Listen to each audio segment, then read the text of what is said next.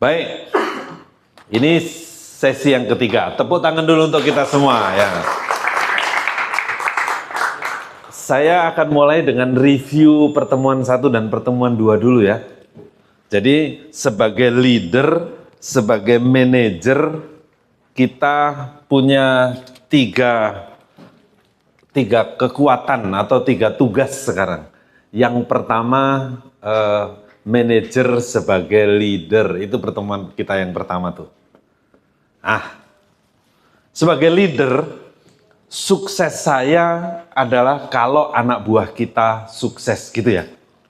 Sebagai staff, sukses saya adalah kalau saya bisa menyelesaikan tugas-tugas yang diberikan oleh perusahaan kepada saya. Itu sebagai staff atau sebagai anak buah. Sebagai anak buah, sukses saya adalah kalau saya hebat. Sebagai manajer, sebagai leader, sukses saya kalau anak buah kita hebat. Setuju? Jadi tugas manajer sebagai leader adalah membuat anak buah kita hebat. Kalau anak buah kita hebat, artinya mereka bisa mengerjakan tugas-tugas sesuai dengan job desk yang dibebankan oleh perusahaan gitu ya. Nah, di dalam menjalankan tugas-tugasnya itu mereka punya tantangannya sendiri-sendiri. Nah, sehingga sebagai leader kita memimpin mereka sesuai dengan situasi anak buah. Masih ingat ya? Jadi anak buah kita ada 4. Siapa yang mau cerita? Anak buah kita ada 4 nih. Anak buah kita itu harus kita pimpin sesuai dengan situasi yang sedang dialaminya. Pak Gusel masih ingat? Punya kemampuan. Jadi anak buah yang pertama adalah mampu dan mau. Ya, mampu dan mau. Ini semua leader, semua manajer kepingin anak buahnya mampu dan mau. Terima kasih Pak Gusel. Berikutnya Pak Peter, anak buah kita yang Mampu tapi tidak mau. Mampu, tapi tidak mau. Mampu tapi malas atau tidak mau. Tidak mau. Siapa mereka ini? R3. Apa situasi yang sedang dialami dia ini? Demotivasi. Ya, jadi kita selalu di dalam waktu kita selama kita menjadi leader selalu akan ketemu anak buah yang tidak termotivasi oleh sebab apapun. Apa yang harus dilakukan Pak Ronald kepada dia ini? Iya, panggil, kemudian tanya, kenapa? Kenapa? Tanya, panggil, kemudian tanya, kenapa? Ada 2 persoalan nih Pak Emir. Kalau dia ditanya, kenapa kok Anda nggak termotivasi?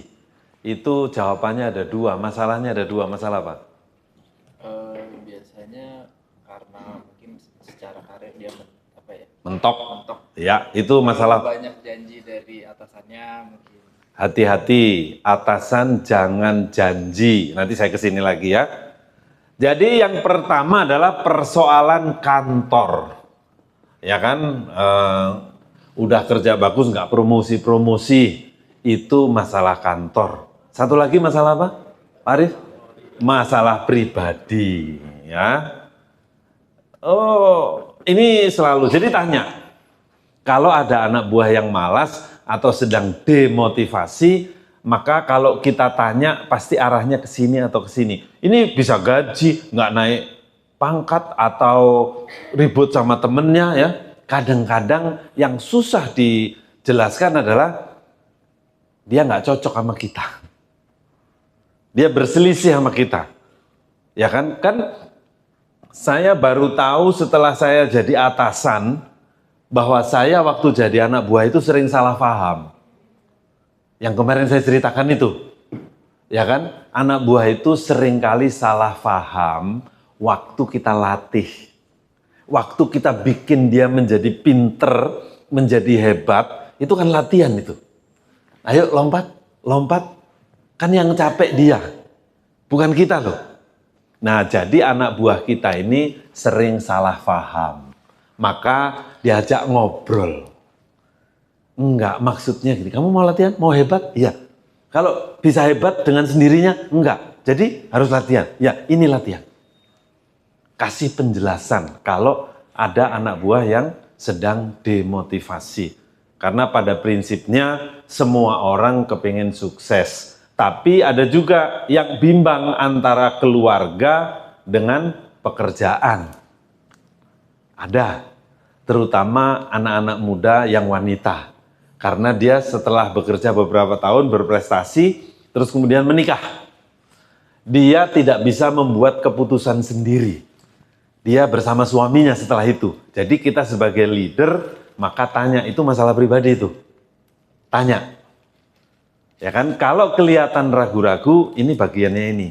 Ya, harus berunding lah sama suaminya, mau karir atau mau keluarga. Itu pengalaman saya yang dihadapi oleh para wanita.